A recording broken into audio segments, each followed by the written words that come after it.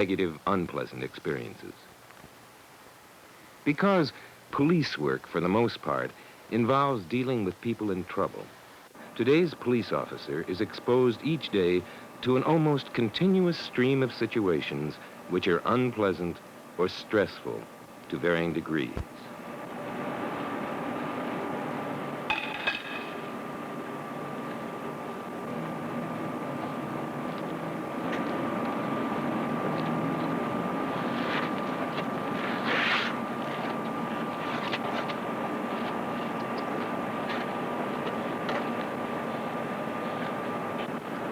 Unit 204.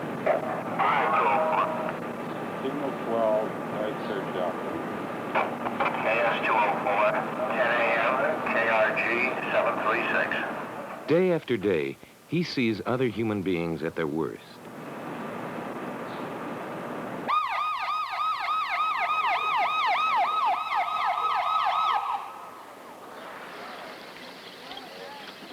Day after day, he sees senseless human suffering and cruelty, picks up the pieces of shattered lives.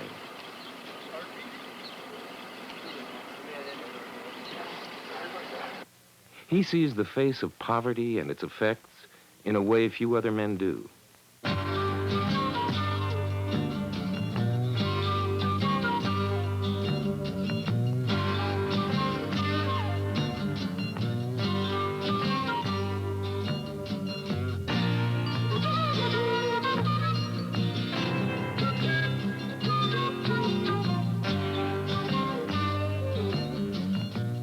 Fear and anxiety become his constant companion.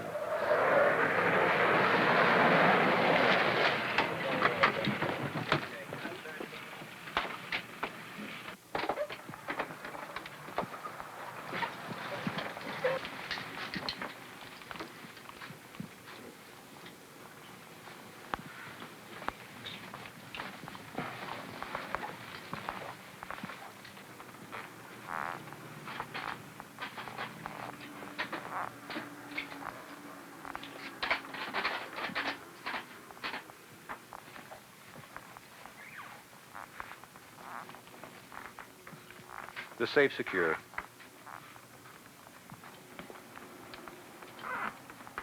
Let's close it down and call the owner.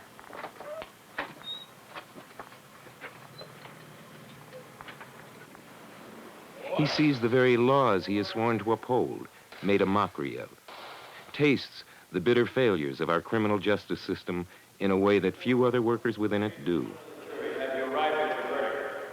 Yes, we have.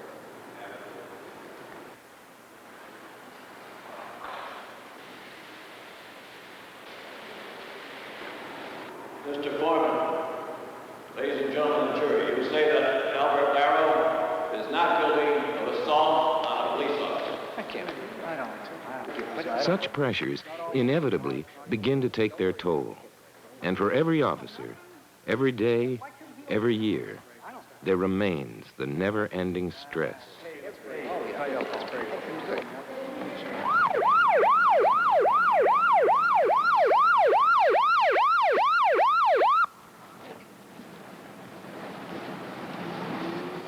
Because his is an occupation from which society expects and demands a constant display of personal strength and freedom from the very human emotions and weaknesses with which he must deal.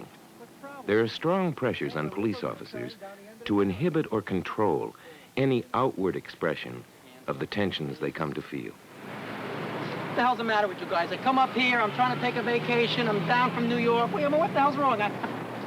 Get in your car and keep your mouth shut before you get locked up for breach of the peace. Never mind the baloney. I'm taking enough from you guys. Get in there. And wait there until I'm ready for you. Go ahead.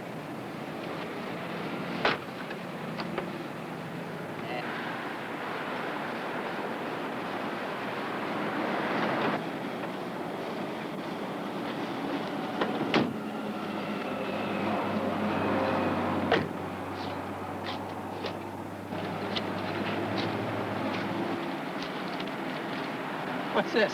That's a ticket. What do you think it is? Oh, bullshit. Look, fella, you broke the law. What do you want me to do about it? Why don't you go do something important? For the most part, the officer is prevented by both legal and social considerations, from expressing or releasing these pent-up emotions. And the anger, fear, disgust, and depression are internalized, pushed deep within him, and buried far beneath the mask of the outward calm society expects to see its authority figures exhibit. But out of sight is not out of mind. The tensions an officer stores within himself may eventually surface to form a wide variety of physical and emotional problems. Problems which may affect his ability to perform on the job, with his peers, and at home. You know, stress is inherent in the human condition. All people are subjected to stress constantly during the course of their lives. Stress that disrupts them, that injures them, that hurts them in a variety of ways. But most people adapt to stress. So when we talk about stress, what we really ought to consider is what is there in the stress to which police officers are subjected that is unique to them and to their calling. I think this is a crucial issue. And one of the most stressful aspects of police work that I know of is the total commitment that they have to dealing with human problems. In effect, a police officer is a human problem solver. He's confronted constantly with problem situations that are peculiarly human and that are so complex and so defy solution. And the expectation on the part of the public and his own expectations of himself are for immediate resolution, for a here and now solution to these problems. Unfortunately, the problems are so complex that they rarely are possibly solved in the here and now.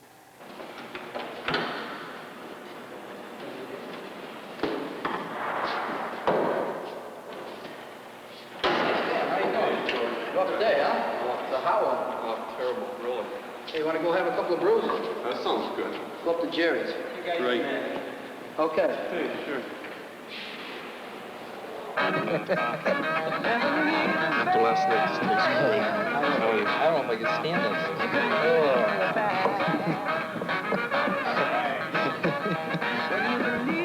It's different from downtown, huh? Yeah. No. Good place? Yeah. Where do you work? Yeah, I'm all set for another one. How about you, Dan? Give him a double. How you doing, Tony? You mind keeping it down over there, you know?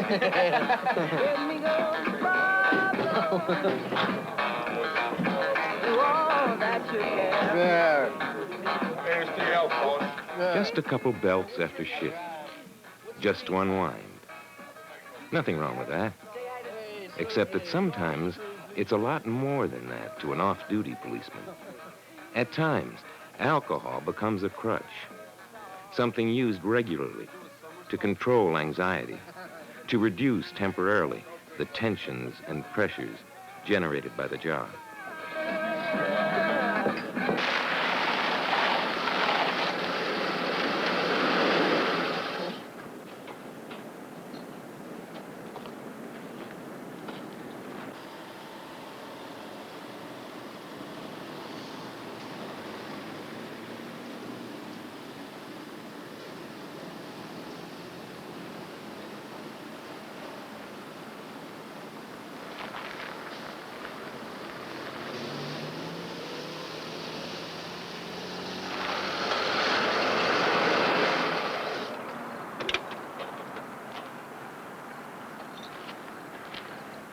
A couple belts, just to unwind, may escalate over time into a more serious problem that threatens an officer's job as well as his home and family life. It took me a long time to realize I was having a drinking problem. I've seen it happen to other guys over the years, but I really didn't believe it could happen to me. I hardly drank at all my first few years on a job. I'd stop and have a couple drinks after work, go home and have a couple. And I started going overboard, coming home drunk all the time, raising hell with the wife and kids, going to work the next day hungover. I promised Ann just about every night that I wouldn't do it again and I'd be right back there again the next night. Seems like I was wound up all the time, and it's the only way I had to come down.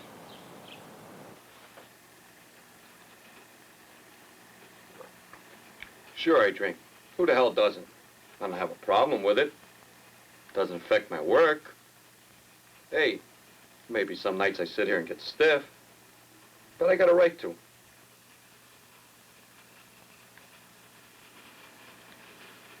Wife couldn't understand it.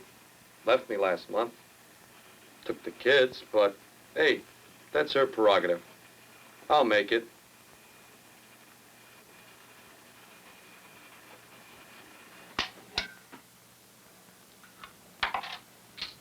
Escape comes in many forms, some obvious, others not.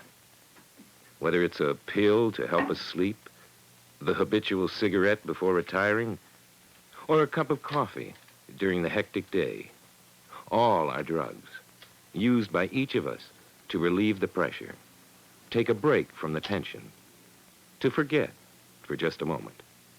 Even sleep provides release and a method for getting away from it all.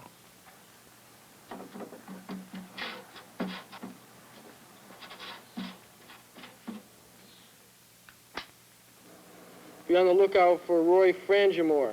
There's a warrant for breaking and entering and larceny in a building. He's a white male, 29 years of old, 5 foot... The officers attempt to deal adaptively with the internal stress his job produces is made especially difficult by the fact that he and the officers who work with him may interpret any expression of inner emotion or anxiety as a sign of personal weakness. East side of the city, keep a close eye on the industrial areas tonight. Here's a bad one. Report law enforcement officers killed. Longmeadow, Massachusetts. Public Safety Department advises 3 officers shot and killed. Tragically, all too often, police officers internalize and accept our society's view of them as super cops, rugged Marlboro men who are far removed from the anxieties and strains that afflict ordinary people. Who was shot with a shotgun shortly thereafter. Where does a police officer, a man whose whole identity is built around physical and emotional strength, turn for help in the face of emotional problems? You can't put a man in this kind of a job month after month and year after year without having it affect him in some way or another. If you look at any department throughout the country, you'll find that there is some officer with some personal or emotional problem. The problem is that we usually don't find out about it until it's too late. The officer has already gotten himself into some serious trouble. He's reported to work drunk on duty. He's caused a disturbance in his own home. He's overreacted to some automobile accident on the street or some incident on that street. And by this time, it's well out of hand. Cops are probably the tightest fraternity in the world. Guys would give up their lives for you, for any brother officer if they had to. But I don't know, there's just some things you really never talk to a partner about, even if he's your best friend. Some problems you just keep to yourself. Sure, cops have personal problems. Who doesn't? If a guy can't take the pressure on his own, then let him get the hell out. That's what I say. I think in every department, ideally, there ought to be someone that the police officers can go to when he has a problem before it gets to the serious point. A person such as a psychologist, a psychiatrist, or a police chaplain. Someone that he can rely on, put his trust in, and pour it all out to that person. This is a situation that would be ideal.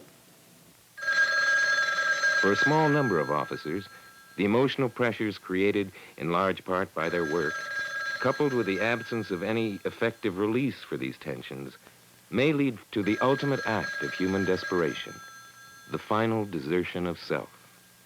For all the police officers in this country who die at the hands of felons, Research shows that there are almost twice as many police deaths by suicide as by homicide. Mute testimony to the tremendous emotional pressures of the job. Sometimes things happen to a guy on this job that are awful, terrible. There's no other way you can describe them. And yet people expect you to forget them and move on to the next job like nothing happened. That's bullshit. There's some things on this job that you just never forget. Never.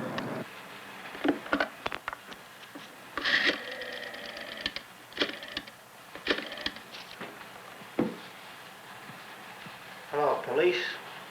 I'm going to report a man with a gun threatening people at 111 Parker Street, apartment C2. My name? That don't matter.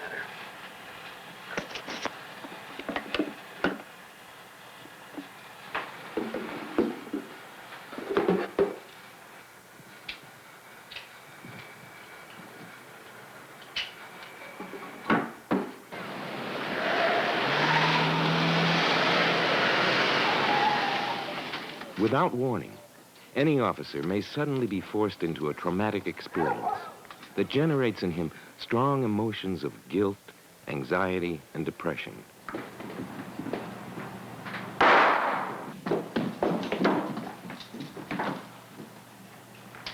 It's empty. The goddamn gun is empty. Yet finds himself without any legitimate channel for expressing such feelings. About a year ago, my partner and I responded here to a call that there was a girl on the bottom of the pool. And we did get her out of the pool and got her on the deck, and we gave her mouth-to-mouth resuscitation, but all our efforts to bring her back seemed to fail, and we could just feel that we were losing her. And finally, she just gave way. I've seen a lot of homicides and everything myself, murders and so forth, but this girl, she's about 7 years old, about the same age as my daughter, and for some reason, it just keeps coming back, and I just can't seem to forget it, for some reason. However much any police officer may tell himself, it's just a job, he inevitably begins to personalize certain events in his occupational life. As the reality of crime and its victims takes on a more personal dimension for an officer, the injustices he sees each day may leave him vulnerable to strong feelings of pessimism and depression. Can you tell me what happened? Yeah, it was a little after 9:30. Two guys come walking in, average-looking guys, walked up to the counter, asked for a six-pack of beer. As I turned around and opened the cooler, they must have run behind the counter, because when I turned around, they were right there. One guy was already opening the register, and I made a motion, the other guy whacked me right in the head with a really sized good gun. Looked like about a 45. 45? Yeah. And then they come around the corner and pushed me down, knocked over some of this junk on the way out, and off they went. How much money did they get? Oh, about 250, 260 around there. Can you give me a description of them? Yeah, guys? One of them was about 6 feet, 250 pounds, heavy-set guy. Had an old... Simply because he sees the worst of other people day after day, week after week, year after year, he may come to gradually adopt a cynical view of human nature in general. Tell you one thing this job teaches you in a hurry. People are no damn good, and they don't give a shit about you one way or the other, really. Last night we were riding downtown. Me and my partner get a call for the worthy, so we go in. Guy sitting at the bar giving the bartender a hard time. We ask him to leave. A couple of his buddies come over. Ends up a real go. Here we are rolling around on the floor. Must be 20 people standing around just watching us. No one calls, no one helps. I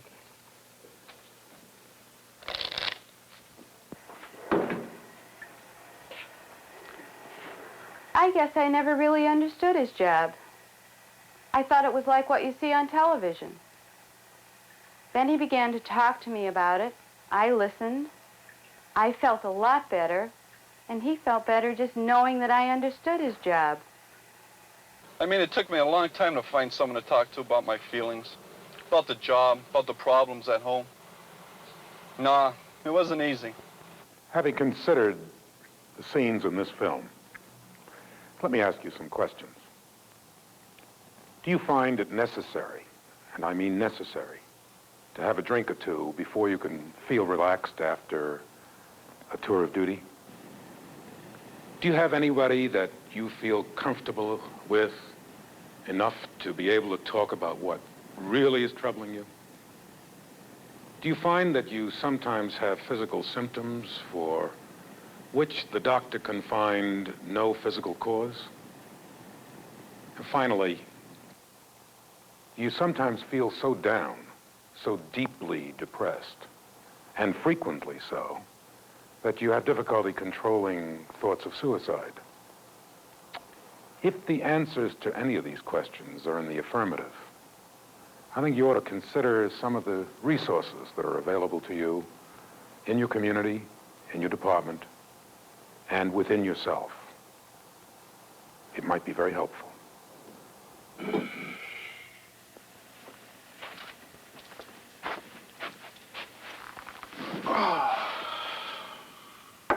It's awfully easy to seek escape, to push inside the problems, to run from our realities.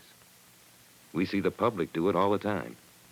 The real question is, do we have the guts, the inner strength to face ourselves, to see our own weakness and problems, and to do something about them? It's not easy, but then neither are the alternatives.